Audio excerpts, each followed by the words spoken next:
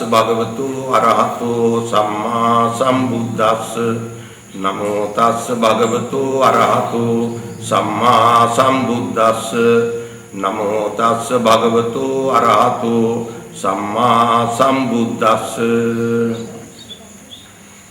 සදහවත් පින්වතුනි, අද වප්පුර පසළොස්වක පොහොය දවසේ මේ ධර්ම දේශනාවේ මාතෘකාව හැටියට යොදා ගන්නට මම අදහස් කළා ස්කන්ධ පංචකය හා ඉන්ද්‍රිය බද්ධ විඥානය පිළිබඳව විස්තරයක් කරන්න. මාතෘකාව ඒකයි. අද මේ ධර්ම දේශනාව පැවැත්වීමේ කටයුතු අනුග්‍රහය ලබා දෙන්නේ බෝකුන්දර මයික්‍රෝ පවර් ඉංජිනේරින් පුද්ගලික සමාගමේ අධිපතිතුමා ඇතුළු කාර්ය මණ්ඩලය විසින් ඉන්ද්‍රිය බද්ධ විඥානය පංචස්කන්ධය බුදුරජාණන් වහන්සේ දේශනා කරපු ධම්මචක්ක පැවතුම් සූත්‍රයේ ආර්ය සත්‍ය හතරට ඇතුළත් මූලික ඉගැන්වීම බෞද්ධයෙකු විසින් දැනගත යුතු පළවෙනි පාඩම තමන් කවුද කියන එක ඉගෙන ගන්න.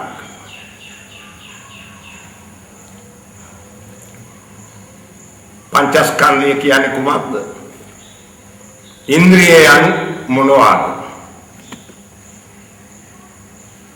මේකයි අපි දැනගන්න ඕන ප්‍රථමයෙන්. ඒ මොකද බුදුරජාණන් වහන්සේ වදාළේ දුක පිළිබඳව. එතකොට ඉස්සෙල්ලම දුකට හේතු, දුකට හේතු, ඊළඟට දුක නැති කිරීම, ඊළඟට දුක නැති කිරීමේ මඟ. කොට දුකට හේතු හැටියට බුදුරජාණන් වහන්සේ ඉදිරිපත් කළේ සංකිට්ඨේන පංච උපාදානස්කන්ධ දුක්ඛ. පංච උපාදානස්කන්ධයම දුකයි. පංචස්කන්ධය දුක. එහෙනම් අපි ඉස්සෙල්ලාම දැනගන්න ඕන පංචස්කන්ධය පිළිබඳව. එහෙම නැතුව අපි කාටවත් දුක හට ගැනීමේ හේතු ඉගෙන ගන්න බෑ. එතකොට පංචස්කන්ධය කොහොමද මේ පංචස්කන්ධය හැදිලා තියෙන්නේ? පංචස්කන්ධය කියන්නේ රූප, වේදනා, සංඥා, සංඛාර, විඥාන කියන මේ ස්කන්ධ පහ අපි පංචස්කන්ධය හැටියට හඳුන්වනවා. එතකොට ස්කන්ධ කියන්නේ ගොඩවල් රාශි. මේවා ගොඩවල් හැටියට තියෙන නිසා තමයි ස්කන්ධ නම ව්‍යවහාර කරන්නේ. ගොඩවල් රාශි පහ. රූපස්කන්ධය. එතකොට රූපස්කන්ධය කියවහම රූපස්කන්ධය හැදිලා තියෙන්නේ පඨවි, ආපෝ, තේජෝ, වායෝ, ආකාශ, විඥාන කියන මේ ස්කන්ධ පහ එකතු වෙලා. රූපස්කන්ධය. රූපස්කන්ධය කියන්නේ අභ්‍යන්තර හා බාහිර වශයෙන් ගත්තාම අපේ ශරීරයට. පඨවි ධාතු. මේක තියෙන ධාතු ගොඩක්. මේ රූපස්කන්ධය කියන මේ ස්කන්ධය ධාතු වලින් සකස් වෙච්ච ගොඩක් හැටියට හඳුන්වන්නේ. පඨවි ධාතු. පඨවි කියන්නේ තද. එතකොට කේස් දත් නිය සම් ඒ වගේ තද ගතිය තියෙන දේවල් පඨවි. ඒ අපේ ශරීරය තුල තියෙනවා. පේන්නක් තියෙනවා නොපෙනෙන්නක් තියෙනවා. පඨවි ධාතු. ඊළඟට ආපෝ. ආපෝ කියන්නේ වැగిරෙන ධාතු. ධාතු වශයෙන් ගත්තහම වැగిරෙන දේවල්. ලේ, කෙල, සොටු, සරව ඒ වගේ ශරීරයේ වැగిරෙන දේවල් හැඳින්වුවා ආපෝ ධාතු හැටියට. පඨවි, ආපෝ ඊළඟට වායෝ ධාතු. අපි ආශ්වාස ප්‍රාශ්වාස කරන්නේ උලඟ. මේ මුළු ලෝකෙම හැදෙලා තියෙන්නේ ඒවයි. අපේ ශරීරය විතරක් නෙමෙයි සියලු සත්ත්වයා ආකාරවල ඔක්කොම.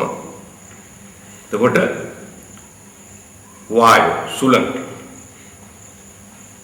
ඒකත් අපේ ශරීරය තුල නිරන්තරයෙන් පවතිනවා තියෙනවා. ඊළඟට තේජෝ. තේජෝ ධාතුව කියන්නේ සීතල උෂ්ණය.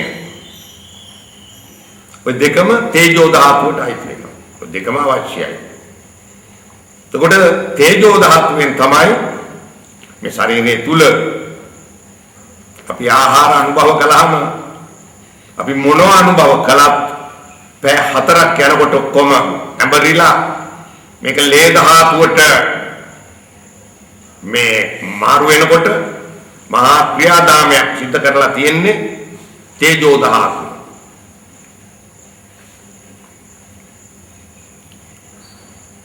ඊළඟට පඨවි, ආපෝ, තේජෝ, වායෝ, ආකාශ. ආකාශ කියන්නේ හිස්. හිස් අපේ අවයන් අපේ ශරීරය තුල අප්‍රමාණ තියෙනවා. කට ඇතුළ හිස්, බඩ ඇතුළ හිස් වෙනවා. හිස් ආකාශ ධාතුව. ඊළඟට විඥාන ධාතුව. හරියම ඉගෙන ගන්න උගන්වන්න බොහොම අමාරු විෂයක්. බොහෝ වෙලා කතා කරන්න සිද්ධ වෙන විෂයක්. විඥාන ධාතු. එතකොට මේ ධාතු පහෙන් තමයි මේ ශරීරය හැදිලා තියෙන්නේ. පඨවි, ආපෝ, තේජෝ, වායෝ, ආකාශ. එතකොට විඥාන ධාතු කොටස් 6කින් මිනිසා සැදුනා ලද්දේ වෙයි. කියන මේ දේශනාව බුදුරජාණන් වහන්සේ ප්‍රථම වරට රජගහ නුවර කුඹල් හලක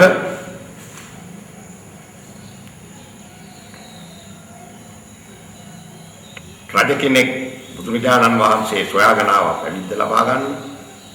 පුක්කුසාති පරිබ්‍රාජක මධ්‍යම යාමේ පුක්කුසාති පරිබ්‍රාජකයාට කුඹල් හලකදී තමයි බුදුරජාණන් වහන්සේ ධාතු විභංග සූත්‍රය දේශනා කළේ. මිනිසා ධාතු කොටස් 6කින් සැදුනේ ලද්දේ වෙයි කියන මේ දේශනාව. ඉතින් අපි බෞද්ධයෝ හැටියට මේ ශරීරය පිළිබඳ හොඳ අවබෝධයකින් යුක්ත වෙන්න ඕන. දැන් අපි මේ ගත්තේ රූපස්කන්ධය. එතකොට මේ රූපස්කන්ධයට තව තියෙනවා එකතු වෙලා. දැන් අපි අභ්‍යන්තර දේවල් ඊළඟට බාහිර ලෝකයේ අභ්‍යන්තරයට අපි ගන්නවා. ඒ රූපස්කන්ධයට සම්බන්ධයි ඒවා. මොනවද? ආයතන. ඇහැ, කන, දිව, නැහැය. කය, මනස. මනස ඉන්ද්‍රියක් හැටියට තමයි ගන්න. ෂඩායතන ආයතන 6ක් තියෙනවා. එතකොට ඒ බාහිර ලෝකය අපි ආධ්‍යාත්මික වශයෙන් අපේ දැනුමට ඇතුළත් කරගන්න ඔය ආයතන 6ක් තියෙනවා.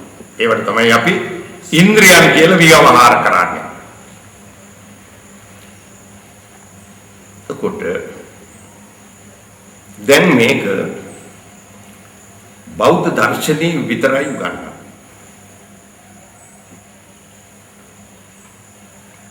දැන් ආත්මවාදීන් ඒගොල්ලෝ විශ්වාස කරනවා මේ ශරීරය තුල ජීවයක් තියෙනවා කියලා. ඒ ජීවය තමයි නොනැසී සසරේ යන්නේ. ආත්මෙන් ආත්මයට යන්නේ ජීවය. බුදු සමයේ ජීවයක් පිළිගන්නේ නැහැ. ඒ වෙනුවට තමයි අපි මනස යොදාගෙන තියෙන්නේ. ජීවයක් බුදු සමයේ පිළිගන්නේ නැහැ. අපි ජීවය බුදුරජාණන් වහන්සේ මිත්‍යා දෘෂ්ටියක් හැටියට ප්‍රතික්ෂේප කළා. දැන් අපි මනස ඉන්ද්‍රියක් හැටියටයි භාවිතා කරන්නේ. බුදු සමය මනස පිළි අරගන්නේ ඉන්ද්‍රියක් හැටියට. ඇහැ, කන, දිව, නැහැය, කය වගේ හික්මවන්න පුළුවන් ඉන්ද්‍රියක් මනසක්. ඒක කියන්නේ මනීන්ද්‍රිය. එතකොට මෙන්න මේ කාරණා ටික තමයි රූපස්කන්ධයට ඇතුළත් වෙලා තියෙන්නේ. ඊළඟට වේදනා ස්කන්ධය.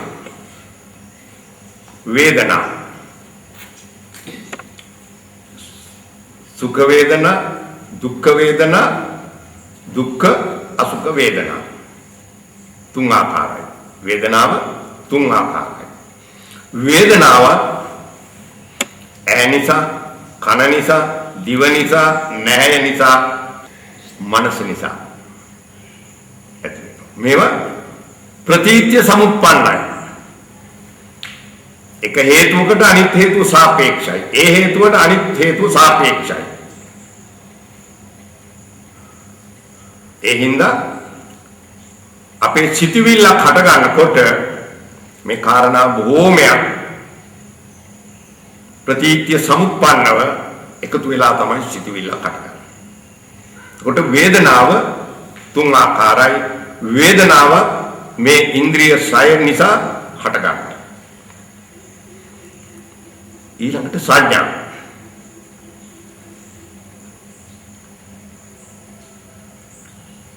දැන් සංඥාවක් කියන්නේ දැන් අපි අහලා තියෙනවා කපුටෙක් කෑ ගහන හඬ. ඊළඟට බල්ලෙක් පුරන හඬ. ඇතෙක් කෑ ගහන ශබ්ද කරන හඬ.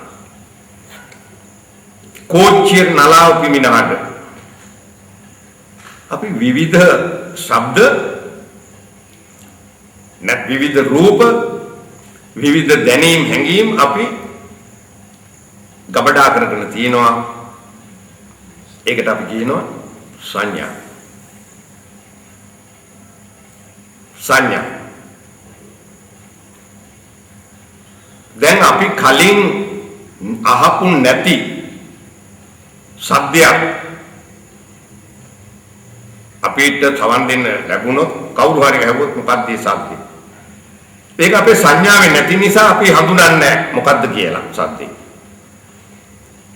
කලින් අපි රසයක් විඳලා නැත්තම් කවුරු හරි ඇහුවොත් ඒකේ රසය අපිට කියන්න බෑ. මොකද සංඥාව අප තුල නැහැ. දැන් අපි කරවිල කියන එළවලු ව්‍යංජනේ ගැන ඇහෙනකොටම මොකද හිතෙන්නේ? දිවට එනවා තිත්ත. ඒ සංඥාව අප තුල තිබුණා. අපිට මේ සිතුවිලි ගොඩනගන්න බොහෝසේ උපකාර කරන්නේ සංඥා. ඊළඟට සංඛාර.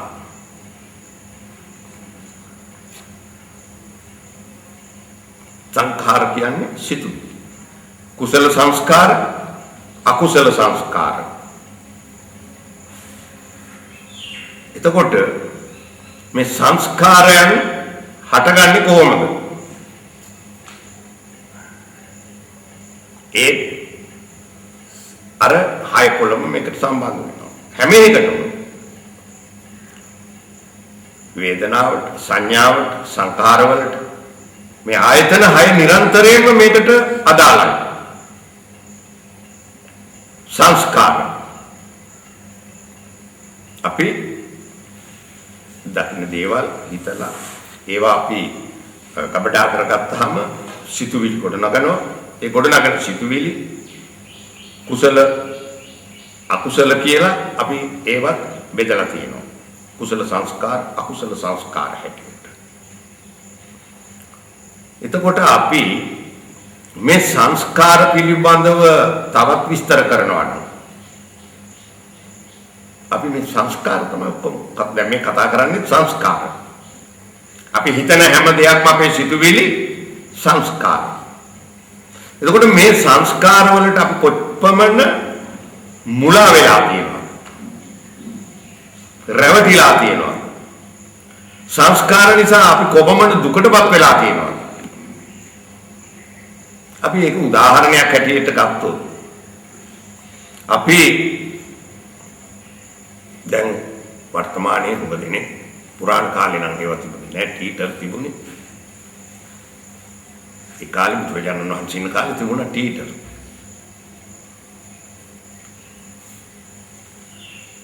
ගිරජ්‍ය සමාජය ඉතින් ඒ කාලේ ටීටර් බලන්න ගිය දෙන්නෙකුත් පසුව එයාට යම් කිසි කුතුහලයක් ඇති වෙලා බුදුහාමුදුරුවෝ සොයාගෙන ආවා නේද කවුද දෙන්න උපතිස්ස කෝලිත මේ දෙන්න ගියා ටීචර් බලන්න දැන් අරගොල්ලෝ රඟපානවා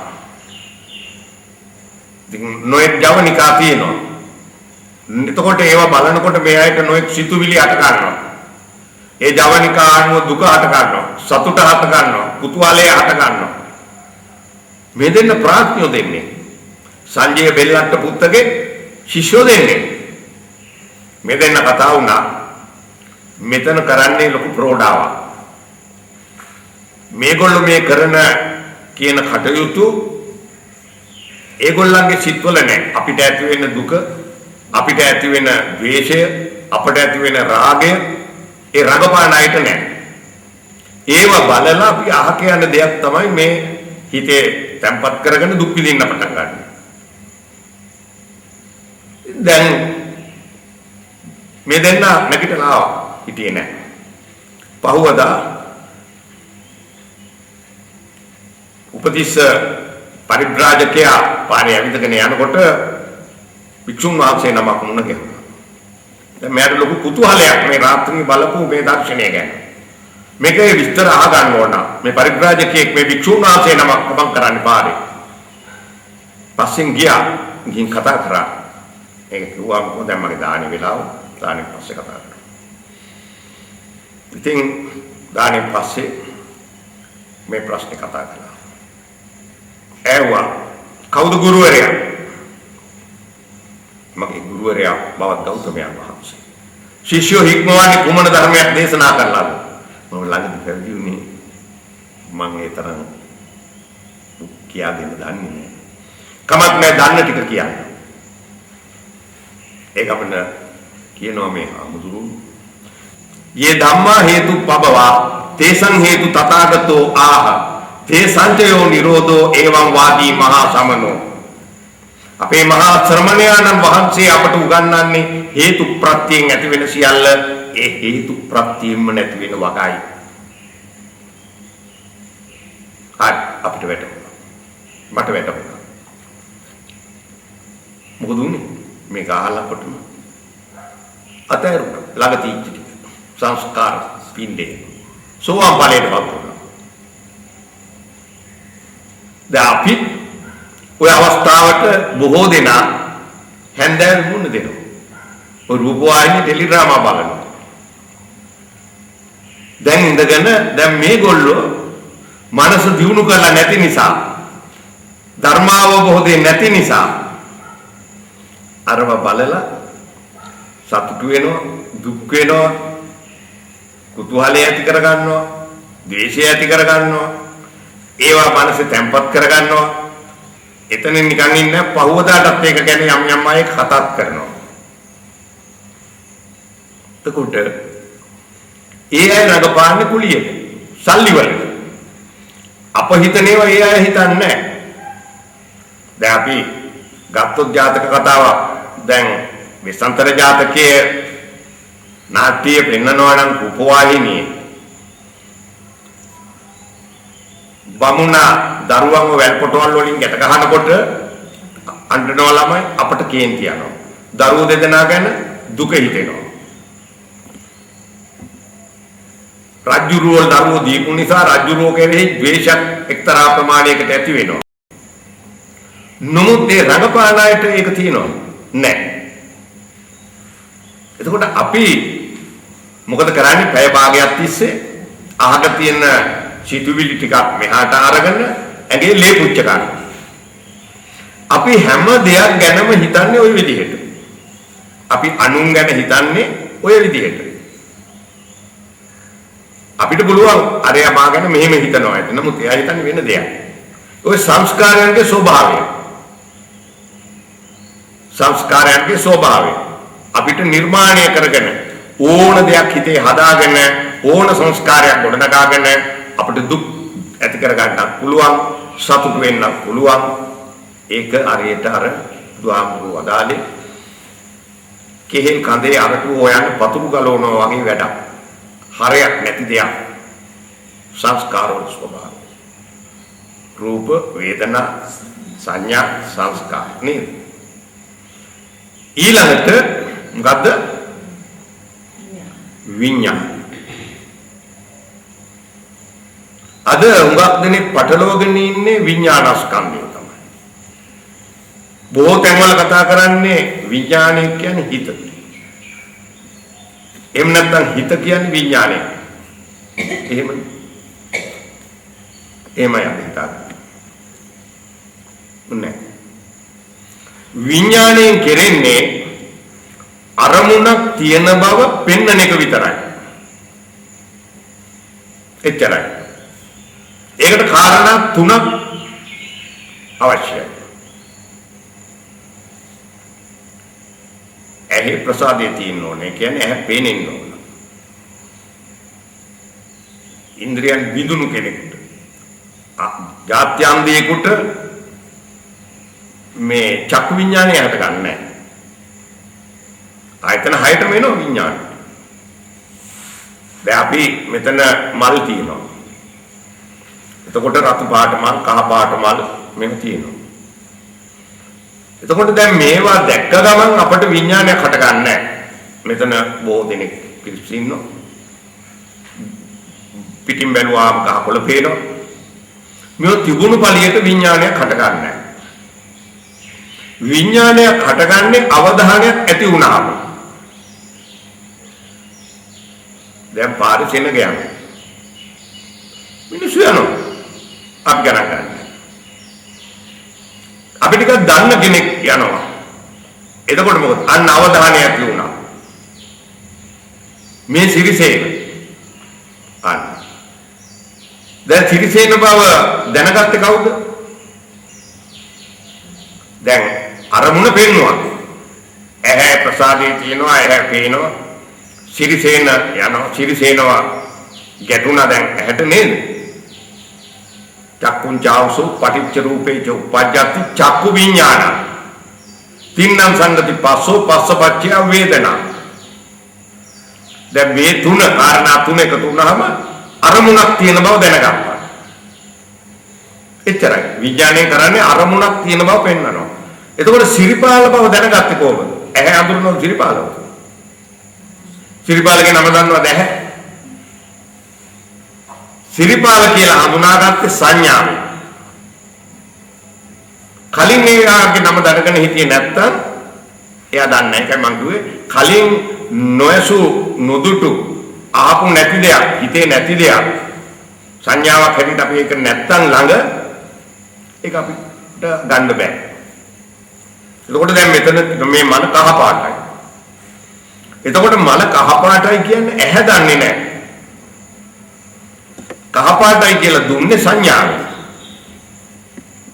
ඒ හින්දා හොඳට මේක පටලව ගන්න එපා. හොඳට දැනගන්න ඕන විඥාණයෙන් කෙරෙන්නේ අරමුණක් තියෙන බව පෙන්වන එක විතරයි. අරමුණ හඳුනගන්නේ සංඥාවෙන්. ඒක දුකද සැපද කියලා ගන්නෙ වේදනා ස්කන්ධේ.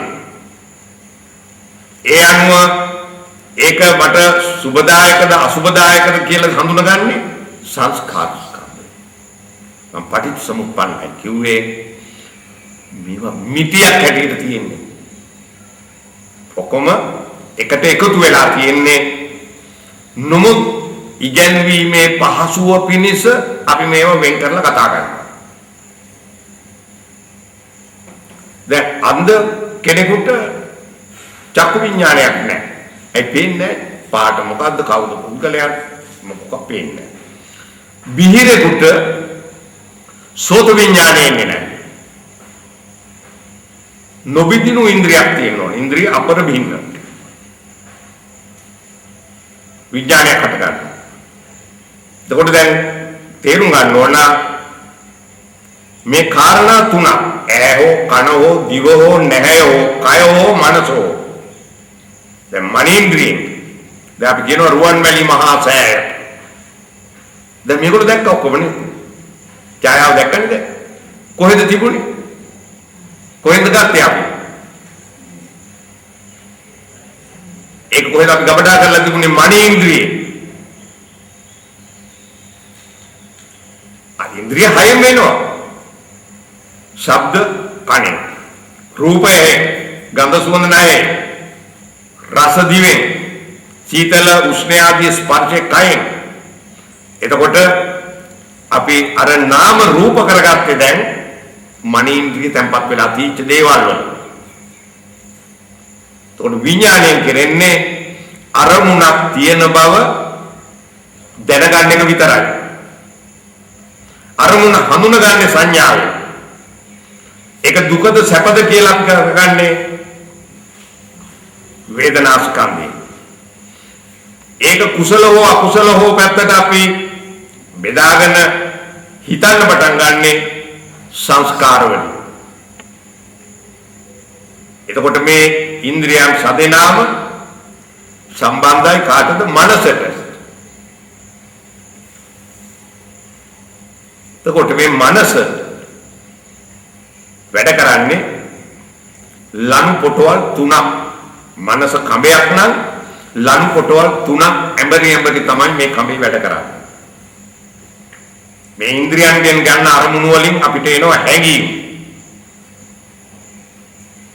හැඟීම් එනවා. ඒ හැඟීම් උපයෝගී කරගෙන අපි ලබනවා දැනුම. ඒ දැනුම අපි ක්‍රියාවට පරිවර්තනය කරනවා. එතකොට සංවේදනය, සංජානනය, සංචේතනය.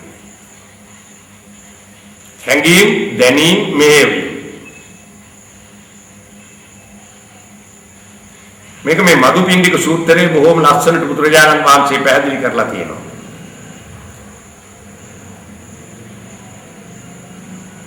හැඟීම්, දැනීම්, මෙහෙයවීම කියන මේ කාරණා තුන පිළිබඳව අපි නිතරම හැඟීමට බර වෙලා ඉන්නවා. හැඟීම මේ අපේ කෙනෙක්. මේක මට ඕන කරන දෙයක්. මේකට මම ආස කරනවා කියන හැඟීම අප තුළ තියෙනවා. මෙයා මගේ හොඳ හිතවතිය. මෙයාට අපි විරුද්ධකම් කරන්නේ. නේ අපි විතරම මේ මමත්වයේ තුල හැඟීමි වාල්ලු බවට පත් වෙනවා. මේ නිසා ප්‍රජානන් වහන්සේ වදාරනවා මොනතරම් බුද්ධිමතෙක් වුණත් මොනතරම් දැනුම් සම්භාරයක් තියෙන කෙනෙක් වුණත් එයාගේ දැනුම හැඟීමට පරාජය වෙනවා කියන්නේ. ඒවා මේ අපේ සමාජය තුල කොතෙකුත් දකින්න. දැන් අපි කතා කරනකොට අපි අපක්ෂපාතී තීරණ ගන්න. අපි අපක්ෂපාතී නිගමනයකට එන්න ඕන. අපි මධ්‍යස්ථ තීරණ ගන්න ඕන. එහෙමනේ කතා කරන්නේ නැහැ. එහෙම එකක් කවදාවත් අපිට කරන්න බෑ. මොකද අපි නිතරම හැඟීමට බර වෙලයි තීරණ ගන්න. බොහෝ දුරට විනිශ්චය කරනකොට අපි හැඟීමට බර වෙලා තීරණය ගන්නවා.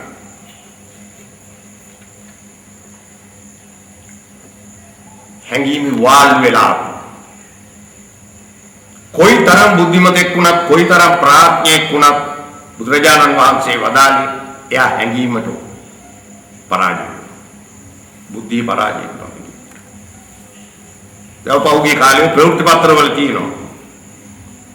වෛද්‍යවරයෙක් කියන්නේ මහා දැනුම් සම්භාරයක් ලබාගත් කෙනෙක්. එයාගේ ළඟ ප්‍රතිකාර ලබා ගන්න ආපු රෝගියාව මරනවා, දූෂණය කරනවා. ඇයි? එතකොට දැනීමට මොකද වෙන්නේ? බුද්ධිය පරාජය වුණා හැඟීමට. ලෝකේ ලොකු ප්‍රබල මිනිස්සු තමන්ගේ තානාන්තර පවා හිමි කරගත්තා. හැඟීමට යටට. එතකොට හැඟීම් දැනීම මෙහෙයවීම. එතකොට දැනීම මෙහෙයවන්නේ කොහොමද? අපි උදාහරණයක් හැටියට ගත්තොත් ශිෂ්‍යයෝ දෙන්නෙක් වෛද්‍ය වෘත්තිය ඉගෙන ගන්නවා. වෛද්‍ය විද්‍යාව ඉගෙන ගන්නවා මේගොල්ලෝ MBBS විභාග පාස් කරගන්න. දෙන්නම දක්ෂයි, දෙන්නම විභාගයෙන් පාස් වෙනවා. පාස් වුණාම දැන් දෙන්නම වෛද්‍යවරු. එක්කෙනෙක් හිතනවා මම මේ ඉගෙනගත්ත ශාස්ත්‍රය මානව දයාවෙන් යුක්තව බොහෝ දෙනාගේ හිතසුව පිණිස මම යම් කිසි මුදලක් අපේක්ෂා නොකර සේවයක් හැටියට මං ලෙඩුන් සුවපත් කරනවා. ඒ කරන්න ඊටාම අඩු මුදලක් ලබාගෙන නැත්නම් දුන්නොත් අරගෙන එයා මානව හිතවාදී සංකල්පයෙන් යුතුව මානව දයානුකම්පාවෙන් යුතුව ජනතා හිතසුව පිණිස එයාගේ දැනුම ක්‍රියාවට යොදවනවා අන් අයගේ යහපත සඳහා. අනිත් එක්කෙනා කල්පනා කරනවා මේ එකම විභාග පාස් කරපු දෙන්න. අනිත් එක්කෙනා කල්පනා කරනවා මම මේ ඉගෙනගත්තු ශාස්ත්‍රයෙන් මම හම්බ කරන්න ඕන. මම ධනවතෙක් වෙන්න ඕන. මම ලොකු ඉඩකඩම් ගන්න ඕන. මම ලොකු බංගලාවක් හදා ගන්න ඕන. ලෝකේ තියෙන වටිනාම කාර් එකක් ගන්න ඕන. ලොකු මුදලාලි කෙනෙකුගේ දුවෙකුත් කසාද බැඳ ගන්න ඕන. ඒ නිසා මම පුළුවන් තරම් හම්බ කර ගන්න ඕන. මිනිසුන්ගේ අඩුපාඩුකම් මිනිසුන්ගේ දුප්පත්කම් වලින් මට වැඩක් නැහැ. මං හම්බ කරන්නේ. මේකම වෘත්තිය ඉගෙන ගත්ත දෙන්න. දැන් මේ මොකකටද වාල් වෙලා තියෙන්නේ? හැඟීමට. අරයා දුප්පත් මිනිස්සු වෙනුවෙන් අනුකම්පාවෙන් ජනතා සේවයට කැප වුණා.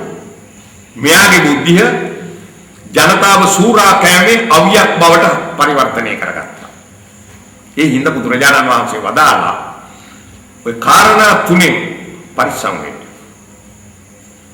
හැඟීම්, දැනීම්, මෙහෙවීම කියන මේ ලනු පොටවල් තුන ඇඹරි තමයි මේ හිත නැමැති කඹේ වැඩ කරන්නේ. ඒ හින්දා අපි මේ ඔක්කොම අල්ලගන්නේ කොහෙන්ද? ඉන්ද්‍රියයන්. ඉන්ද්‍රියානුබද්ධ විඥාන. මේ දැනුම ලබන්නේ ඇහෙන් රූප දැකලා, කනෙන් ශබ්ද අහලා, දිවෙන් රස දැනගෙන, නැහෙන් ගඳ සුවඳ ආග්‍රහණය කරලා, කයෙන් සීතල උෂ්ණය ආදී නොයෙක් ස්පර්ශයන් ලබලා අපි යම් කිසි හැඟීම් ඇති කරගෙන ඒ හැඟීම් තුලින් දැනීමක් ලබනවා. ඒ දැනුම අපි ළඟට ක්‍රියාවට පරිවර්තනය කරනවා. ඒක සමහර විට සමාජයේ යහපත සඳහා වෙන්නත් පුළුවන්, අයහපත සඳහා වෙන්නත් පුළුවන්. ඒ නිසා බුදුරජාණන් වහන්සේ ඉන්ද්‍රිය සංවරය පිළිබඳව නොයෙක් ආකාරයේ සූත්‍රාන්ත දේශනා කළා. ඉන්ද්‍රිය සංවරය. දැන් අපි නිරන්තරයෙන්ම ලෝකයක් එක්ක බැඳිලා ඉන්නේ. අපි මේවා උපාදානය කරගෙන ඉන්නේ. අපි නිරන්තරයෙන් මොහොතක් පාසා දුකටපත් වෙන්නේ අපි අවිද්‍යාවෙන් ඉන්ද්‍රියන්ට හසු වන අරමුණු අනුව හැඟීම් ඇති කරගෙන දැනුම ලබන නිසා ඒක මෙහෙවන්න ගිහිල්ලා අපි අමාරුවට. ඒ නිසා බුද්ධ දේශනාවේ ලොකු විශාල පරිච්ඡේදයක් ලියවිලා තියෙන්නේ මේ ඉන්ද්‍රිය පිළිබඳව. ඉන්ද්‍රිය සංවරය පිළිබඳව. තියෙනවා මම හිතන්නේ ඉන්ද්‍රිය සංවර භාවනාව. ඒ මොනව කරන්න ඉන්ද්‍රිය ක්‍රියාකාරීත්වය පිළිබඳව අපිට පුළුල් අවබෝධයක් තියෙන්න ඕන.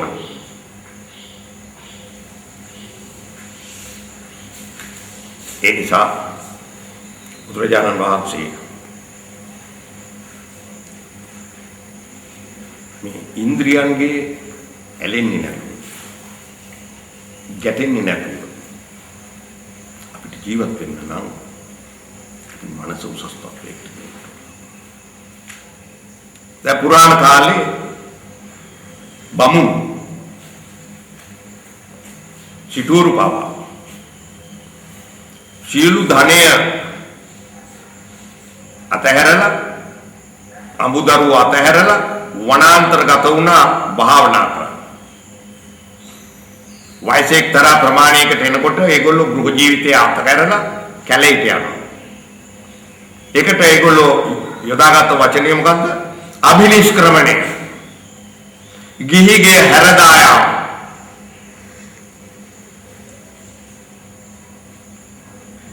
බුදුරජාණන් වහන්සේ ඒක ප්‍රතික්ෂේප කළා.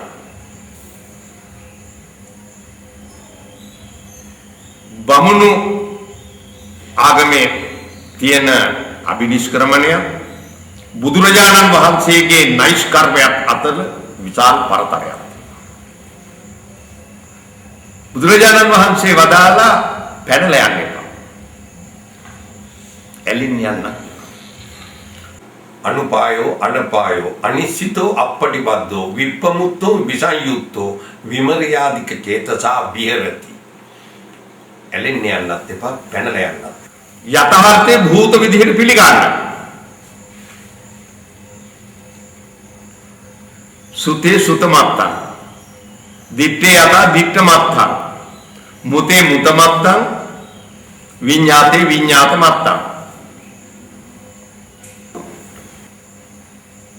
අපි මොකද කරන්නේ? ඉන්ද්‍රියන්ට යමක් හසු වුණාම අපි එතනින් ගැලවෙනවා. දැන් සුතේ සුතමත්තං භවිෂ්‍යති. ඒ කියන්නේ කනට යමක් ඇහුණා. බුදුහාමුදුරුවෝ වදාළේ ඇහුණා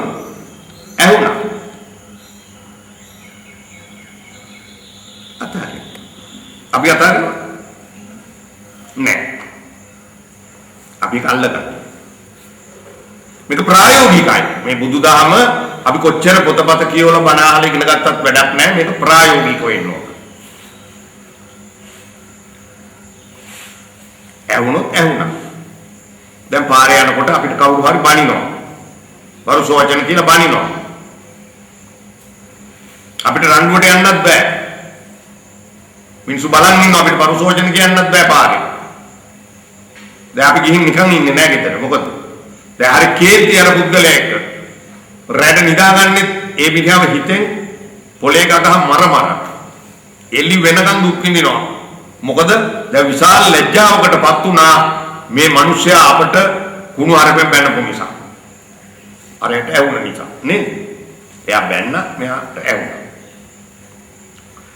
දැන් මේ පුද්ගලයා පහවදාට පාරට ආවහම එයා දන්නා තුරන කෙනෙක් අහනවා ඊ අර මිනිහ ඔයාට හැබෑවට බැන්න නේද කුණු හරපෙන්?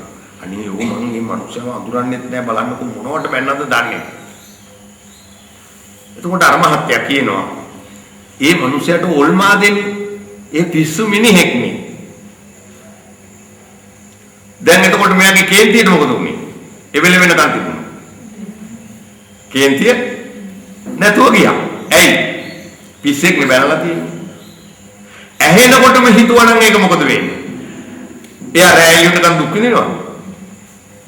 ලේවිච්චෙනවද? දුකටපත් වෙනවද? නැහැ.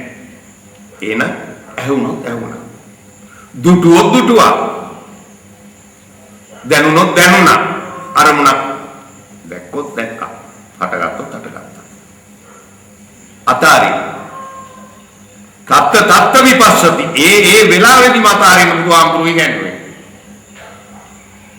නමුත් මේ ඉන්ද්‍රියන් මොනතරම් බලවත්ද කියනවා නම් වසර ගණනාවක් තවුස්දම් පුරපු තවුසෙකුගේ සිත පවා ෂණයකින් වෙනස් කරන්න මේ ඉන්ද්‍රියන් බලවත්. අමරදේව මහත්තයාගේ හොඳ සින්දුවක් තියෙනවා. ඒක කවුරු හරි ලියලා තින්නේ භගවත් ගීතාවෙන් මොනවා හරි දැනගත්ත කෙනෙක්. කුමරියක පා සලඹ සැලුණා වසා සිටි netu පියන් ඇරුණා. ඉන්ද්‍රියන් මොනතරම් බලවත්. ඒ නිසා බුදුරජාණන් වහන්සේ වදාලා කැලේට ගිහිල්ලා මේක කරන්න බෑ අසාර්ථකයි. ඉති රූපෝ ඉති සද්දෝ පුරිසස්ස චිත්තං පරියාදාය තිට්ඨති. ගෑනුත් එක්ක ඉන්න ඕන, පිරිමිත් එක්ක ඉන්න ඕන. රන්හිදී මුතුමැණික් මිල මුදල් ආදියත් එක්කත් ඉන්න ඕන. ඒව දාලා පැනලා යන්න එපා. ඒක දුස්සහිතයි විපරීතයි. ඒ නිසා බුදුරජාණන් වහන්සේ අනුදැන වදාළ නෛෂ් කර්මය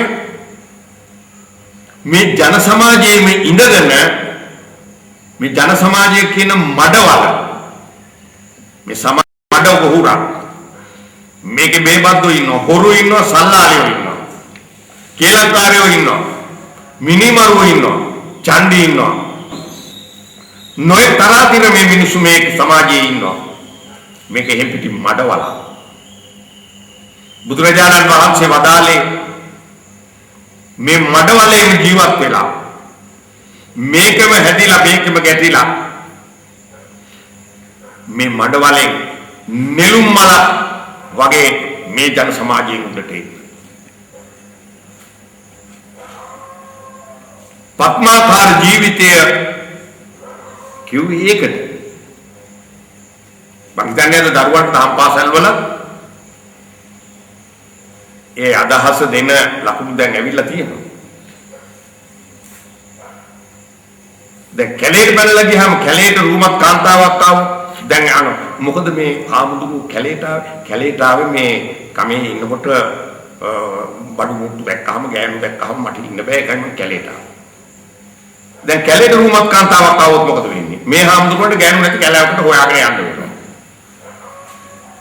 ඒ හින්දා ගෑනුෙක් ඉන්න ඕන, පිරිමියෙක් ඉන්න ඕන, බඩු මුට්ටුවෙක් ඉන්න ඕන. අර සුතේ සුතමත්තා දිත්තේ යථා දිත්තමත්තා මුතේ මුතමත්තා. දැන් ළමෙක් දැක්කහම කලබල වෙන්නේ. එයි අපි හැම දෙයක් දිහේම බලන්නේ ආයෝනිසෝ මනසිකාරයෙන්. අපි පුරුදු වෙන්න ඕන මේ ඉන්ද්‍රිය සංවරය ඇති කරගන්න යෝනිසෝ මනසිකාරය පිටුවහල් කරගන්න. මේකට උපයෝගී කරගන්න ඕන යෝනිසෝ මනසිකාරය.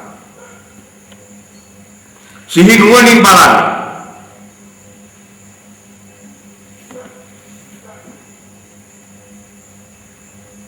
කොහොමද සිහි නුවණින් බලන්න? කොහොමද? දැන් අපි කාන්තාවක් දිහා බලනවා නම් තත්නෙකෝ මෙදිවියේ කෙනෙක්ෝ කවුරු හරි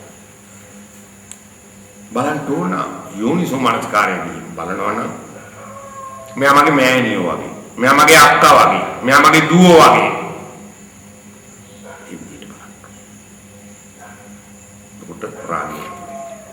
ඊළඟට දැන් මාගන්ධිය පැමිණියව සරසගෙන ආවනි බුදුරජාණන් වහන්සේට දීක දෙන්න නේද? බුදුරජාණන් වහන්සේ මොකද්ද වදාළේ? බමුණා ඔය උඹේ ලස්සනයි කියාපු දුව හරියට ආසූචි මල්ලක් ඉහලින් පහලින් ගැට ගහපු අසූචි මහල්ලක් වගේ. මේක දෙතිස් කුණපයක්. ඉතින් ඒක අපිට හරියට සිහි කර ගන්න පුළුවන් නම් අපිට ඕන කෙනෙක් දිහේ බලන්න පුළුවන් රාගයෙන් තොරව බලන්න. ඒ තත්වයට එන්න මනස දියුණු කර ගන්න නම් ඉන්ද්‍රිය සංවරය අවශ්‍යයි. ඒකයි බුදුහාමුදුරුවෝ වදාළේ සංකිට්ඨේන පංච උපාදානස්කන්ධා දුක්ඛ.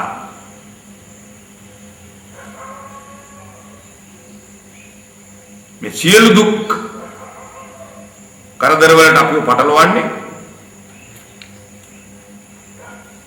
මේ උපාදාන ස්කන්ධ පංචකය.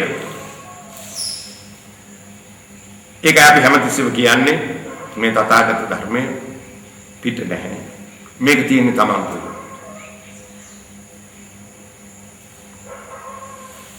මේ ධර්මාසනයක ඉඳගෙන අපි කතා කරන්න ඕන නිතර ශ්‍රාවකයාට මේ බුදුදහමේ හරය පිළිබඳ මේකේ ගත යුතු දෙයක් තියෙනවා. මේ සමාජයේ මේ තරම් ප්‍රපාතයකට වැටිලා තියෙන්නේ, පිරිහිලා තියෙන්නේ මේ උතුම් ධර්මයේ පිළිබඳ අවබෝධයක් බුද්ධ ශ්‍රාවකයන්ට නොලැබෙන නිසා නියම විදිහට මේ වැඩ පිළිවෙල පටන් ගන්න කොතනින්ද? ඉතින් ඒක නිසා බුදුහාමුදුරුවෝ වදාළේ මේක මඩවලක්. සමාජයේ මඩවලක් ඇටියට උපමාකට. කංගුත්තර නිකායේ බුදුහාමුදුරුවෝ පැහැදිලිව දේශනා කළා. යතා හින්දකේ ජාතං පුණ්ඩරීකම් පවට්ටති. නවපලිප්පති තෝයේන සුචි ගන්ධම් මනෝරම. එවං ලෝකේ සුජාතෝ බුද්ධෝ ලෝකේ විරාජ්‍යති. නවපලිප්පති ලෝකේන තෝයේන පදුවං. මේ කුණු මඩ කකා කුඩමසු පිලි ගඳ ගහන කුණු වතුර බිබි මේ නෙළුම් දණ්ඩ හැදෙනවා කුණු මඩවලක. මේ මඩවලෙන් මේ දිය මතු පිටින් උඩට ප්‍රගති ගමනක යෙදෙනවා මේ නෙළුම් දණ්ඩ පියුමක් හැටියට දිය මතු පිටින් උඩට ඇවිල්ලා විකසිත වෙනවා. පියුමක් හැටියට පුෂ්පයක් හැටියට මේ නෙළුම් මල පිපුණාම අර ජරා උත්පත්ති අතහරිනවා. කෑවේ කුණු මඩ බිව්වේ කුණු වතුර. නමුත් Taman හැදුණු වැඩුණු අර වලේ තියෙන වතුර හොඳයි කියලා ගන්නෙ නැහැ, නරකයි කියලා විසි කරන්නේ. ඒ වගේම අහසින් හොඳ පිරිසිදුම පිනිබින්දුවක් වැටුණා. ඒකත් මේ පියන්නේ අලව ගන්න. ඒකත් අහකට දාන්න. බුද්ධ ආදී ආර්ය උත්තමයන්ගේ මනසත් අන්නේ වගේ.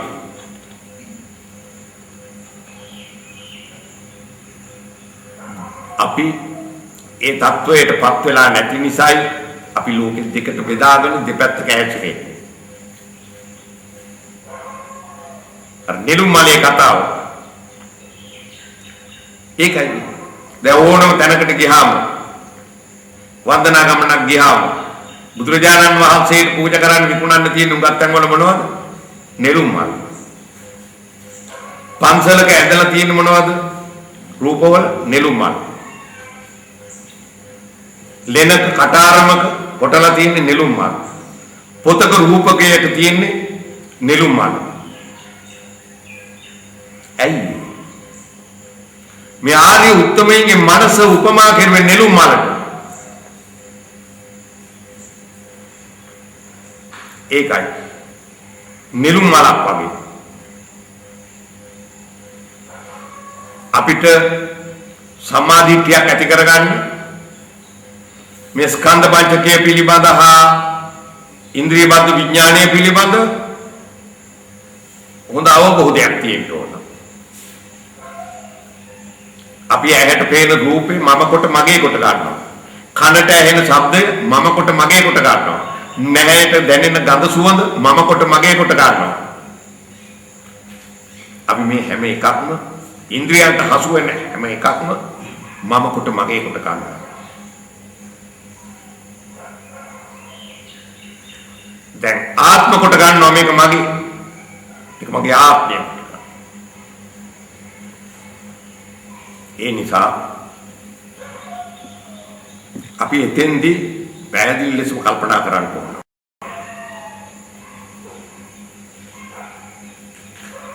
මේ දැන් දකින්න රූපේ තව කොටකින් පේන්නේ නෑ අපිට. පේන්නේ වෙන රූපයක්. ඇහෙන ශබ්දේ ඇහුණා ඉවරයි. නමුත් අපි ඒක ඇලෙනවා. අපි ඒකේ ගැටෙනවා. බුදුරජාණන් වහන්සේ නිතරම ඔය ගැන ඇහුවා. රූපේ නිට්ටයද අනිත්‍යද? සංඥාව නිට්ටයද අනිත්‍යද? සංස්කාර නිට්ටයද අනිත්‍යද? විඥානේ නිට්ටයද අනිත්‍යද? එම්නේ අහු. එහෙනම් මේ ශරීරයේ ආත්ම කොට ගන්න පුළුවන්ද? දැන් අපි බෞද්ධය කිව්වහම එහෙමනම් අපිට බෞද්ධ ගුණධර්ම පිළිපදින්න ඉස්සෙල්ලම Taman ගැන දැනුම තියෙන්න ඕන. අද එහෙම නැහැ. දැන් අපි හුඟක් දෙනෙක් කරන්නේ දැන් බුදුරජාණන් වහන්සේගේ ධර්මය හොඳට පැහැදිලි ලෙස අවබෝධ කරගත්තොත් අපි කවදාවත් සංසාරේ යන්න ආශාවෙන් කටයුතු කරන්නේ නැහැ. ඒක කරන්නේ ධර්ම අවබෝධය තියෙන කෙනෙක්. පංචස්කන්ධ අවබෝධය, ඉන්ද්‍රිය විඥානීය පිළිබඳ අවබෝධය, මේකේ අනිත්‍ය ධර්මතාවය පිළිබඳ අවබෝධය, අනාත්ම ලක්ෂණය ගැන අවබෝධය තියෙනවා නම් ඒ අය සංසාරේ යන්න නම් පින් කරන්නේ. ඒකයි. ඉතින් සසරට යන්න අපි පින් කරන්නේ බුදුහාමුදුරුවෝ තහනම් කරපු දෙයක්. දැන් භව ආසාවෙන් අපි පින් දහම් කරනවා නම් ඒක මොන සංයෝජනයකටද අයිති වෙන්නේ? දස සංයෝජනවල තුන්වෙනි සංයෝජනය වූ සීලබ්බත පරාමාසවලට. අපි ඊළඟ භවයට යන්න මේක මම කාටවත් මේ ඒව කරන්න එපා කියනෝ නෙමෙයි. මොකක්වත් නොකර අපාය වැටෙනවට වැඩිය හොඳයි ඒ වගේ වදයක් කළා ඊළඟ භවයට හොඳ කරගන්නවා. නමුත් නියම අවබෝධයෙන් කරන දේ කරන්න කියන එකයි අපි මේ කියන්නේ. ඒකට නම් අපි නිතරම අනිත්‍ය ධර්මතාවය පිළිබඳව අනාත්ම ධර්මතාවය පිළිබඳව හොඳ අවබෝධයකින් යුක්ත වෙන්න ඕන. ඒකයි. ඒක නිසා මෙතන අද මේ පින්වතුන්ලා මේ ස්කන්ධ පංචකය ගැන ඒ වගේම මේ ඉන්ද්‍රිය පිළිබඳව අවබෝධය පුළුල් වශයෙන් ඇති කර ගන්න ඕන. ශනියක් තියෙන්නේ. දැන් අපි ගත්තාම දැන් මොකද්ද කරන්නේ? ඉන්ද්‍රියන්ගෙන් ගන්න අරමුණු වලින් අපි හදා ගන්නවා නාම ධර්මතාවය, රූප ධර්මතාවය. නේ. දැන් අර අපි කිව්වේ ඇහෙන් දකින්න රූප වලින් අපිට පුළුවන් නොයෙක් දේවල් අපේ මනසේ තැම්පත් කරගෙන ඒක විඥානයේ කියන්නේ ඒකට අරමුණක් නැවත ආපු වෙලාවට අපිට බලන්න පුළුවන්. එතකොට අපි නිරන්තරයෙන්ම කරන්නේ දැන් මොකද්ද? හිතනවා කියන්නේ නාම රූප ගන්නවා, රූප නාම ගන්නවා. ඕකෙමනේ අපි අතීතයේ කළ කී දේ හැම දෙයක්ම එකතු වෙලා තියෙන්නේ මොනවකටද? නාම රූප ධර්මතාවයට. එතකොට බුදුරජාණන් වහන්සේ වදාළේ නාම රූප නිරන්තරයෙන් වෙනස් වෙනවා. අනිත්‍යයි නේ. නාම රූප ධර්මතාවය නිරන්තරයෙන් වෙනස් වෙනවා. අනිත්‍යයි. එතකොට දැන් අපේ අතීතය ගැන අපි හිතලා හුඟක් දෙන්නේ පසුතැවිලි වෙනවා. දුක් වෙනවා. ගියන් ඉවරයි. නූපන් අනාගතය ගැන සිහිනමවනවා. ඉතින් ධර්මාවබෝධය අපට හොඳට ඇති වෙනකොට අපිට ඒ වගේ සිතුවිලි හට ගන්නවත් එක්කම අතාරින්න පුළුවන් වෙන්න ඕන.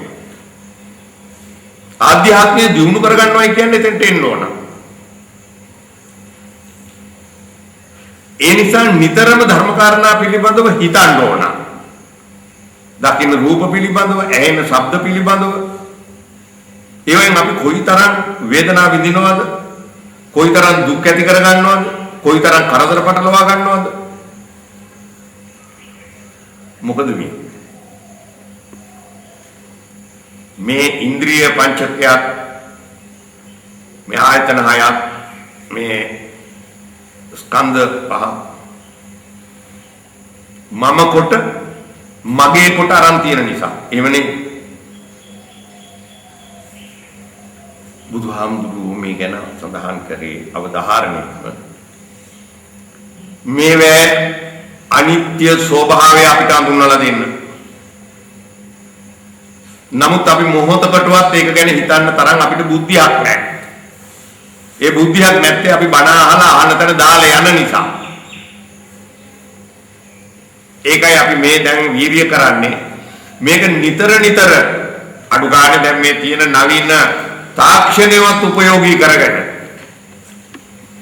අද තියෙන ප්‍රශ්නවල හැටියට සමාජයේ ගෙවල් වල තියෙන කරදර හැටියට යමක් එක සැරයක් ඇහුවට වැටහෙන්නේ නැහැ. විවේක ඇති වෙලාවල් වල කීප වරක් අහනවා නම් යම් කිසි වැටහීමක් ඇති වෙනවා. එතකොට හිතන්න පුළුවන්. දැන් බුදුරජාණන් වහන්සේ ධර්මයේ දේශනා කරන කාලයේදී සමහරෙකුට එකවරම වැටුණා. අහනකොටම වැටුණා. සමහරෙකුට ටික දොහක් ගිහින් වැටුණා. සමහරෙකුට ටික කාලයක් ගිහින් වැටුණා. සමහරෙකුට වැටුණේම නැහැ. මේ අධ්‍යතන ලෝකේ ඒත් එහෙමයි. දැන් පන්තියක වුණත් 40කට ළමයි 40කට ගුරුවරයෙක් උගන්වනවා නම් සමහර ළමුන්ට ගුරුවරයා කියනකොටම වැටහෙනවා.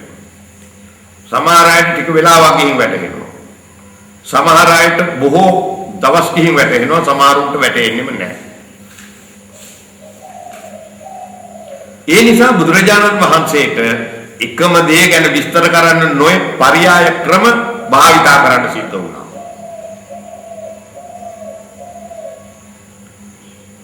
දැන් අපි උදාහරණයක් හැටියට ගත්තොත් පස්වක තවුසන්ට නේ සෙල්ලම් ධර්මයේ දේශනා කළේ නේ පස්වක තවුසන්ට බැරි වුණා නේ කොට කරවන්න. මොකද හේතුව? ඒගොල්ලෝ දැඩි ලෙස ආත්ම දෘෂ්ටි අල්ලගෙන හිටියා. ගොඩ දාන්න බැරි වුණා. අඤ්ඤා කොණ්ණඤ්ඤ කියන මේ පරිබ්‍රාජකයා මේ තවුස විතරයි සෝවාන් ඵලයටවත් වෙන්න පුළුවන් තත්ත්වයේ ප්‍රඥාවක් තිබුණා. දැන් බුදුරජාණන් වහන්සේට සිද්ධ වුණා මේ පස් දෙනාට වෙනම පర్యాయ ක්‍රමයක් අනුව බණ කියන්න. ඒ නිසා අනන්ත ලක්ෂණ සූත්‍රය දේශනා කළා.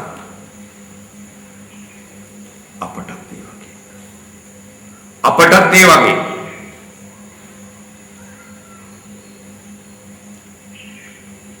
නොඑක් ආකාරයට නොඑක් විදිහට නොඑක් අයට වැටහෙනවා. ඒ හින්දා අපි නිතරම බණ අහන්න පුරුදු වෙන්න ඕන. නිතරම බණ අහන්න පුරුදු වෙන්න ඕන. බණ කියන හාමුදුරුවන්ගේ හොඳ නරක හොයන්න යන්න එපා. බණ කියන විලාසය හොයන්න යන්න එපා. බණවල හොඳ නරක හොයන්න යන්නත් එපා. තමන්ට අවශ්‍ය දේ අරගෙන අනිත් එක අහකට දාන්න. ඔය හැම හාමුදුරු නමක්ම කියන බණ වලින් මොකක් හරි ගත යුතු දෙයක්ත් තියෙනවා. ඒ හින්දා හාමුදුරුවන්ට දොස් කියන්න එපා. මොකද බුදුහාමුදුරුවන්ට බැරි වුණා නම් සියලු දෙනාම රහත් ඵලයටපත් කරන්න. සියලු දෙනාම අඩු ගානේ සෝවාන් ඵලයටපත් කරන්න බැරි වුණා නම් මේ පුහුදුන් භික්ෂුන් වහන්සේලාට කොහොමද බණ කියලා මේකට මාර්ගඵල ලබා දෙන්නේ. අද හුඟක් තියෙන්නේ අනුන් විවේචනය කරන වැඩ. ඒක වෙලා තියෙන්නේ බුදුදහම තියෙන්නේ කොහෙද කියලා හරියට Taman තවමත් අවබෝධ කරගෙන නැති නිසා. පංචස්කන්ධය පිළිබඳව අවබෝධය. රූප වේදනා සංඥා සංඛාර විඥාන කියන මේ ස්කන්ධ පංචකයේ යන්ත්‍රයක් වගේ ක්‍රියාත්මක වෙනකොට මම කියන හැඟීම බුදුහාමුදුරුවෝ ඔය මම කියන පුද්ගලයා කොහෙද ඉන්නේ? මේ ආයතන 6 තුල ධාතු 18 තුල නේද? කොතනද ඉන්නේ? නේ අපිට තාම ඒක තේරුම් ගන්න. අපි තාම ඔක්කොම කරන්නේ සියලුම බෞද්ධයෝ කටයුතු කරන්නේ මමත්වයේ ඉඳගෙන. සම්‍යක් දෘෂ්ටියක් ඇති කරගන්න නම් මම කියන දෘෂ්ටිය අතහැර ගන්න වේසෙන්න ඕන. මම එහෙම් පිටිම නැතුව යන්නේ අරහත් ඵලයටපත් වුණා. අනාගාමී වුණත් මමින්කාරය තියෙනවා. ඉතින් අපිට සක්කාය දිට්ඨිය කඩාගත්තොත් මං හිතනවා බෞද්ධ මාර්ගයේ අපි හුඟක් එහාට ගිහින් කියලා. සක්කාය දිට්ඨිය විචිකිච්ඡාව මේ ධර්ම කාරණා පිළිබඳව තියෙන සැකය අතහැරගත්තා. සීලබ්බත පරාමාස භවයෙන් භවයට යන්න තියෙන ආසාව ඇති කරගත්තා නැති කරගත්තොත් ඉතින් මේ භවයේදී අපිට සෝවාන් ඵලයටපත් වෙන්න පුළුවන්. බණ අහලම සෝවාන් ඵලයටපත් වෙන්න පුළුවන්. ඉතින් අපි නිරන්තරයෙන්ම වෙහෙසෙන්න ඕනේ ඒකට බුදුරජාණන් වහන්සේ වදාළානේ. සක්විති රජකමටත් වැඩි වටිනවයි කිව්වා සෝතාපන්න ඵලය. මොකද සක්විති රජකම් කෙරුවත් ඊළඟ භවයේ අපායට වැටෙයිද කියන්නේ. මොන වෙහසක් හරි දරලා හිඟා කාලා හරි සෝහම් ඵලයටපත් වුණොත් කවරදාවත් හතර පායට නම් වැටෙන්නේ. ඒකයි බුදුරජාණන් වහන්සේගේ කාලෙදී ඇතම් සූත්‍රවල තියෙනවා. බණ අහන්න ආපු යාචකයෝ. ඒ කියන්නේ මේ සමූහයා එක්කව වෙනකොට යාචකයා හිතුවා මෙතන මොනවා හරි කන්න දෙන්න තැනක් වෙන්න ඇති කියලා. මොනවා හරි ඉල්ලගෙන කන්නාවාම මිනිස්සු වාඩි වෙලා බණ අහනවා. අනිත් අය වාඩි වෙලා ඉන්න හින්දා මෙයත් බණ අහනවා. අනිත් බාර ආපු මිනිසුන්ට මුකුත් අවබෝධ වුණේ නැහැ. මේ සුප්පබුද්ධ කියන මේ යාචකයා සෝවාන් ඵලයටපත් වුණා. ඉතින් රටේ රජුරවන්ටත් වැඩි ඉහළ තැනකට ආවම හිඟා කෑවා. ඊහින්දා අපිට මේ වික්ෂුන් වහන්සේලා ධර්ම දේශනා කරනකොට පින්වතුනි කියලා ආමන්ත්‍රණය කරන්නේ අපිට ඒ තත්වයටපත් වෙන්නට පුළුවන් වෙන විදිහට නොබිදුණු ඉන්ද්‍රියන් අපිට තියෙනවා. ඇහැ පේනවා, කන ඇහෙනවා, රස තේරෙනවා, ගඳ සුවඳ දැනෙනවා කියන දේක් තේරුම් ගන්න පුළුවන්කම තියෙනවා. ඉතින් අපි ටිකක් මීට වඩා උනන්දු වෙන්න ඕන ධර්ම ශ්‍රවණය කරලා ධර්මාවබෝධය ලබාගෙන ප්‍රඥාව ලබාගෙන මේ සසර බැමි කඩා ගන්න උනන්දු. ඒකයි අවශ්‍යතාවය. ගාම්භීර වදාලේ භවය ආණ්ඩු කරන්නේ විඥානය. අපිට අරමුණු අපිට යම් යම් අරමුණු ලබා දෙන්නේ කවුද? විඥානය. ඒවා හඳුනගන්නේ සංඥාවෙන්. දුක සැප දැනගන්නේ වේදනා ස්කන්ධයෙන්. ඒවායෙන් අපි සිතිවිලි ගොඩනගා ගන්නේ සංස්කාර ස්කන්ධයෙන්. මේ හැම එකක්ම ප්‍රතිත්‍ය සමුප්පන්නයි. එක ස්කන්ධයකට අනිත් ස්කන්ධය සාපේක්ෂයි. ඒ ඉන්ද්‍රිය ක්‍රියාකාරීත්වය ප්‍රතිත්‍ය සමුප්පන්න නිසා තමයි අපිට යමක් දැකලා දැනিলা සිතිවිලි ගොඩනගා ගන්න පුළුවන්කමක් තියෙනවා. ඉතින් අපි හරි පින්වත් පිරිසක්. මනුෂ්‍ය භවයක් ලබා ගන්න එකත් බොහොම දුර්ලභයි. මේ කල්මාන්තරයකට පස්සේ වෙන්නේ නැති සමහර විට අපිට මේ මනුෂ්‍ය භවය අපි නැවත නරකයකට නොවැටි. මෙතනින්ම මේ ගමන හමාර කරගන්න. අඩුතරමින් සෝවාන් ඵලයටවත්පත් වෙන්න. මේ අද කතා කරපු ටික පිළිබඳව අවබෝධයක් ඇති කරගන්න ඕන නම් තව වෙන මොකුත් ඕනේ නැහැ. බුදුහාමුදුරුවෝ හැමදාම කතා කරේ ඕනම කෙනෙකුට මොකද්ද? දැන් මහානාම රජුට තමයි අර මේ බද්දවග්ගිය කුමාරයා හොයන්න අර ස්වර්ණාභරණ හොයන්න ගිය පිරිසට 30 දෙනාට දඩන්නේ. ඒ කාලෙත් මේ අද වගේ තමයි. ඉතින් යාළුවෝ 30 දෙනෙක් රාජකුමාරයාත් එක්ක විනෝද ගමනක් යනවා. අනිත් අයට පෙන්වතියන් හිටිය 29 දෙනාටම රාජකුමාරයා. මොකද කරේ? එයාට තනියෙන් යන්න බැරි ඉඳ කුලියට ගෑණියෙක් ආවා. දැන් මෙයාගේ රන් තියෙන රත්තරන් එහෙම ස්වර්ණාභරණ තියෙනවා. දැන් මේ ගෑණියා සල්ලි හම්බ කරන්නේ. ආදරයකට අප ගෑණියෙක් නෙවෙයි. මේ ගෑණි බැලුවේ කොයි වෙලාවෙත් මේක මම බැහැගෙන යන්නේ. වෙලාව ආවා මේ ගෑණි මේකත් අරගත්ත ගියා. දැන් ගෑණි නැති බව දැනගත්තාම මේගොල්ලන්ටපත් වුණා. මේගොල්ලෝ හොයාගෙන යනකොට බුදුරජාණන් වහන්සේ ගහක් මුල ධ්‍යාන සුවයෙන් වැඩ ඉන්නවා. ඇහුව මේ පැත්තට ගෑණි දුන්නද කියලා. බුදුහාමුදුරුවෝ කෙනෙක් දුටුකම දන්නවා. මේ කුමාරයෝ 30 දෙනා මහා ප්‍රඥාව බව දැක්කා. ඇහුව කොහොමද දුවගෙන ගෑණියෙක් ගැන හොයන එකද තමන් ගැන දැනගන්න එකද වඩා වටින්නේ කියලා. තමන් වාඩි වුණා බණ ඇහුව මොකද උන්නේ 30 දෙනා රහත් වුණා.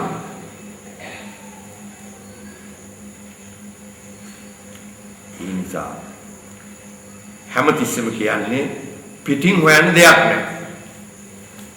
මේක තියෙන්නේ තමන් තුල. මේ අහගත්ත ටිකෙන් අද තමන්ගේ ආධ්‍යාත්මය තුලට එබිලා බලන්න හොඳ ප්‍රවීණත්වයක් ලබා ගන්න කාරණා ටිකක් අද කිව්වේ.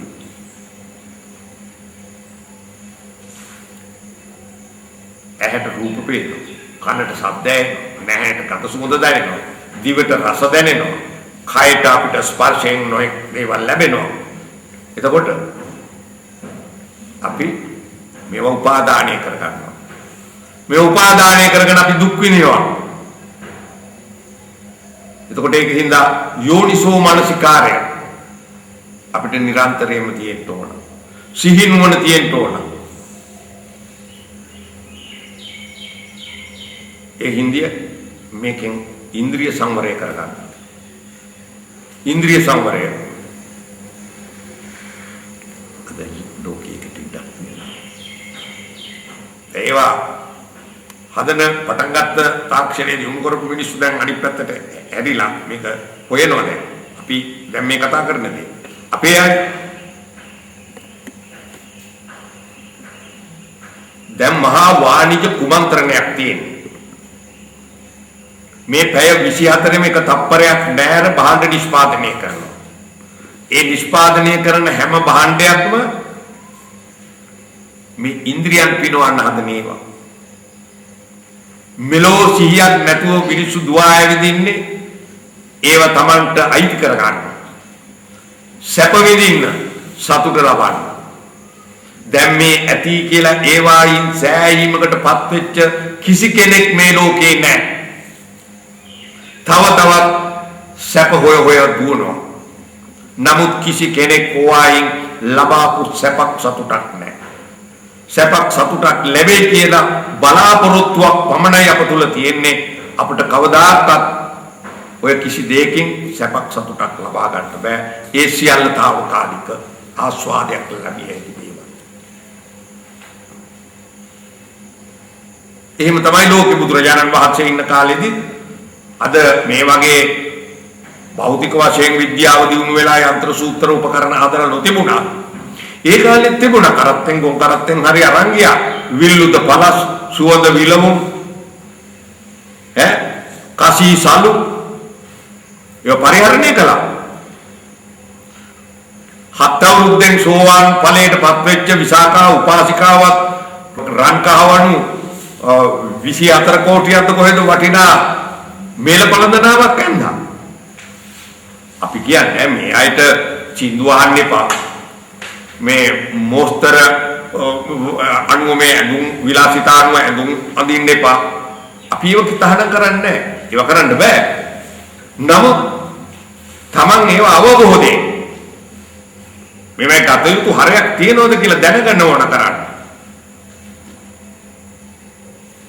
මෙරටේ නෙමෙයි මුළු ලෝකෙම බුද්ධිමතුන් බොහොම චාම්. බොහොම නිහතමානී. හිස් මිනිස්සු තමයි ඔය ස්වර්ණාභරණ වෙනත් ඇඳුම් පැළඳුම් ඔක්කොම ඇගේ පටලෝගන සරසගෙන යන්නේ තමන්ගේ හිස් බව වහගන්න. බුද්ධිමත් අය හරියට අර ගෝයන් ගහේ කරල පැහුනහම බිමට බර වෙනවා වගේ නිහතමානීකමෙන් නැමිලා ඉන්නේ. ඒ හින්දා බෞද්ධයෝ කියන්නේ නිවිච්ච මිනිස්සුන්ට නිවිච්ච මිනිස්සුන්ට. අපි නිවුණු අය වෙන්න නම් ඉන්ද්‍රිය සංවරය කරගන්න ඕන. මනස හදා ගන්න ඕන, ආධ්‍යාත්මය දියුණු කරගන්න ඕන. කොපමණ පුද පූජා පැවැත්වුවත් මොනතරම් දන් දුන්නත් මොනතරම් ප්‍රාර්ථනා කෙරුවත් මේ අවබෝධයෙන් තොරව මේ සසරෙන් එතර වෙන්න බෑ කියන එක කවුරුත් අවධාරණය කරගත්තොත් හොඳයි. බුදුරජාණන් වහන්සේ සොයාගෙන ආවා. මේ මිනිස්යාගේ ඇඟේ නූල් පොටක්වත් තිබුණේ නැහැ. පතුරු වලින් විලි වැහගෙන ආවේ. මහා විශාල දුරකතරක් ගෙවාගෙන බුදුහාමුදුරුවෝ සොයාගෙන ආවා ධර්මයේ දැනගන්න. පණිවිඩය කාගෙන් හරි අහගෙන. බුදුරජාණන් වහන්සේ සොයාගෙන සවැත් නුවරට ආවහම දෙව්රම් වෙහෙරේ බුදුරජාණන් වහන්සේ වැඩ හිටියේ නැහැ පින්ඩචර්යාවේ තියලා. එතන හිටියේ භික්ෂුන් වහන්සේලා කිව්වා භාග්‍යවතුන් වහන්සේ පින්ඩචර්යාවේ. වීතියක් ගන්න සොයා ගියා. යනකොට අතරමඟදී මුණ ගැහුණා. බාහිය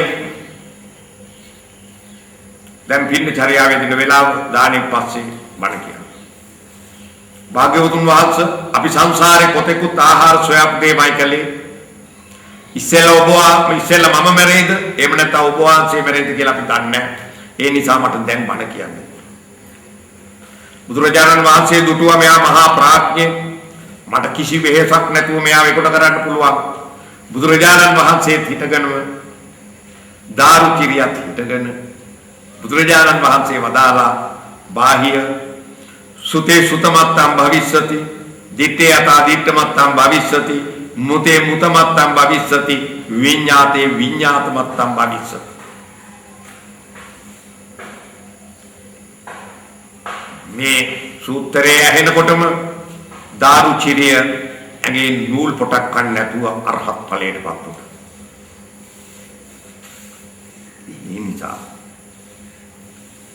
මේක මේ සංසාරේ පුරුදු කරන්න ඕනේ නැහැ. දැන් අපිට නුවණක් තියෙනවනේ. ඒ නුවණ වැඩි දියුණු කර ගන්න ඕන. මේ බුද්ධ අංකුරේ අප සියලු දෙනා තුළම තියෙනවා. මේක වැහිලා තියෙන්නේ. බණ අහලම ධර්ම ශ්‍රවණය කරලම මේක මතු කර ගන්න ඕන. දැන් මේ නෝන වෛද්‍ය වෘත්තියට එන්න රැඳවල් එළි වෙනකම් පාඩම් කෙරුවා. මුදලාලිලා කඩවල් වල රැතිස්සෙත් වෙහෙසෙනවා සල්ලි හම්බ කරන්න. තව නොඑක් අය නොඑක් විදිහට වෙහෙසෙනවා. ලෞකික ජීවිතය සපවත් කරගන්න. අපි ඊට වඩා වෙහෙසෙන්න ඕන මේ සසර බැමි කඩා ගන්න. අපි කොහෙ වැටිච්ච අයද දන්නේ නැහැ. ඉදිරියට සංසාරේ කොයි ජරාවල් වලට වැටෙයිද දන්නේ නැහැ. අපිට දැන් හොඳ අවස්ථාවක් ලැබිලා තියෙනවා මේකේ ප්‍රයෝජනෙ අරගෙන අපි මේ සසර කතරෙන් එතර වෙන්න සියලු දෙනාටම ශක්තිය ධෛර්යය ලැබේවා ප්‍රඥාව ලැබේවා කියලා මම ප්‍රාර්ථනා කරනවා. අභිවාදන සීලිස්ස නිච්ඡං වද්ධා පතායිනෝ චත්තාරෝ ධම්මා වඩ්ඩಂತಿ ආයුවන්නෝ සුඛං බලං ආයුරාෝග්‍ය සම්පatti සග්ග සම්පatti මේවත අතෝ නිබ්බාන සම්පatti මිනාතේ සමිජ්ජතු